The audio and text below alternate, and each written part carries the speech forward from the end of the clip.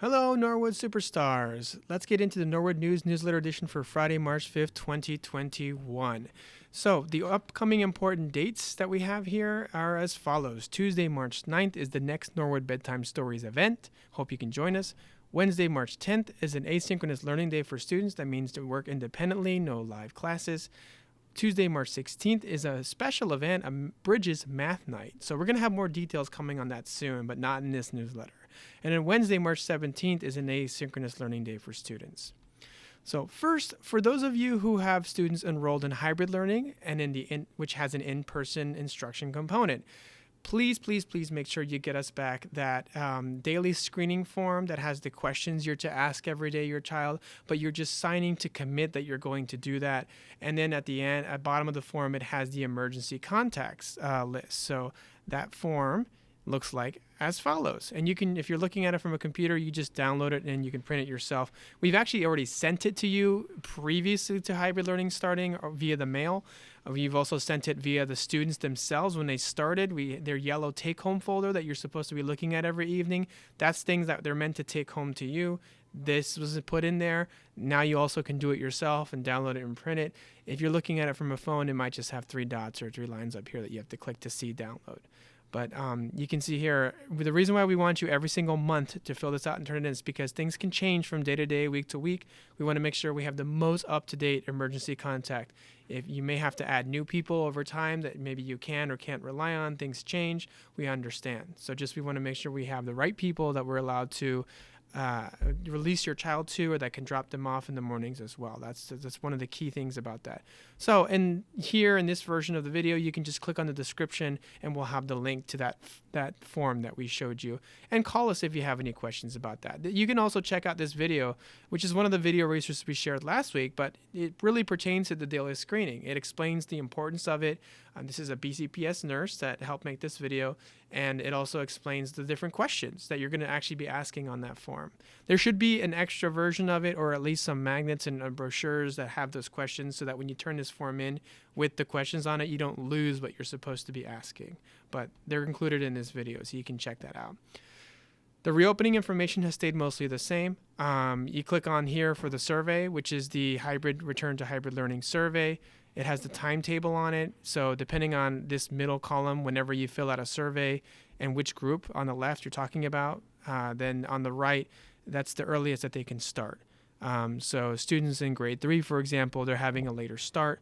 And you can see here that phase 4 is students grades 3 through 12, and that's the week of April 6th, that the majority of them will start. Now, none of this is exact because it's an estimate. The teachers still have to update the list. We have a lot of logistics to plan. We will get back to you. You will hear from your child's teacher prior to them beginning their actual hybrid learning. So if you're wondering what exact start date they have, just hang tight. After filling out this form, they will get back to you and everything will be confirmed. And you can always reach out to us if you don't hear from anyone. The video resources are the same as before about the arrival procedures or getting breakfast, moving through the hallways, washing your hands, face coverings, which ones are allowed and which ones are not. All that is the same. It's all very short videos that are very useful for both the parents and students alike. Now, Miss Julien wants to give you some tips on how to help adapt to all these different changes and transitions, because there's been a lot going on with the schools reopening and then the different transportation policies and then schedules changing. So just make sure that you try to set some routines, is what her suggestion is, so that you can really get down pat. A sense of tranquility, of comfort, stability throughout all these different transitions. That really helps students with some of their anxiety. So number 1, create a to-do list, and something that just summarizes what you have to do every evening, and hang it on your fridge so that your child can themselves actually be a part of it and take ownership. They can check off what they're done. And, for example, if you like to pack their lunch or laying out their clothes the night before so you don't have to worry about it in the morning, packing their backpack at night, making sure they have all their materials, and then a final check over in the morning, charging the laptop at night also to make sure it's a full charge, and then putting it away so that it's in their backpack with the charger, checking Schoology in the evening too before going to bed to make sure that there's nothing that you've missed, any last announcements or information on how to help with the homework. That's all really important. And number two, create that routine for your child. So those are the different examples of things that you might want to have on that to-do list. But now that you're going to create a routine based on those different to-do list items, and these are just some examples. There could be a morning routine where, set times for them to wake up or brush their teeth or shower or eat breakfast. There's going to be an afternoon routine where you have set times for snacking or taking breaks or getting homework help or family time. And as well as possibly a night routine, set times for dinner or family time or packing school lunch. And there could be all sorts of flexibility built in based on what works for your family. These are just examples. But the number three is really important. Try to stick to whatever routine you do and settle on. Do it daily and try to be as consistent as possible, because that helps. That helps them be able to manage and know what to expect and anticipate, especially when there's other kinds of changes that come down the line. And also, finally, just prepare your child the night before. Talk about what they got done, maybe what they didn't get done. What are they going to do to help to get that done next time, So it's not about punishing them over not getting things done. It's about supporting them and giving them that consistency. So hopefully this all helps. And if you have any questions, you can always reach out to Miss Julien or the staff here to help you with that. The next bedtime story session is going to be Tuesday, March 9th, as we said, at 7 p.m. As always, you can join us from Google Meet using the code Norwood Stories.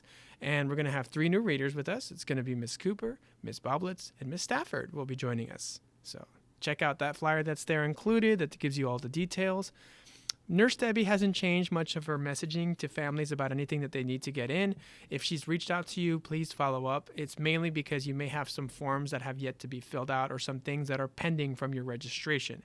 If you've already registered or have an older child, there's really not much that you need to worry about. But if you've brought in your child for the first time for pre-K or kindergarten, or you transfer from another school or state, then you still may, and if you still have things that aren't completed, we really need that from you ASAP. And that includes any medications that you have to get our way so that we can dispense safely, and also the order from the doctor or changes to your medical coverage, any vaccinations. We're not talking about COVID vaccinations. We're talking about the run-of-the-mill registration vaccinations that are required. So if any of that stuff you have to get in, call us, email her. Her information is included right here. And also, when you're a first-time registering a child in the school system, there's the physical exam and also the blood test for lead, depending on the short questionnaire they have about that. If you also want to bring in a change of clothing, we can do that. Bag it up. Let's close it. Make sure it's sealed. Put the name on it on the outside, and we'll put it in their locker as well. For any reason, just, whether it's weather, whether it's just, personal accidents, whatever. Okay, as for the annual stakeholder survey, that's going to be on this link here that you can click on, and you'll see here it's in different languages.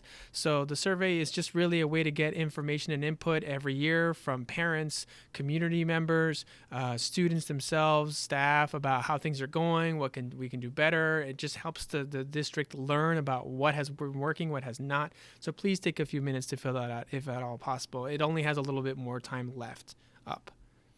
Okay, that's it for today's edition. Thank you very much for all your help and your patience. I know there's been a lot of changes, as always, with everything, with the logistics of returning. Even if you're hybrid, even if you're virtual, still, I know there's been a lot going on, and all the schedules have been modified. So we really appreciate you. We're happy to help with any questions you have. Have a fantastic weekend and upcoming week, and as always, keep on learning.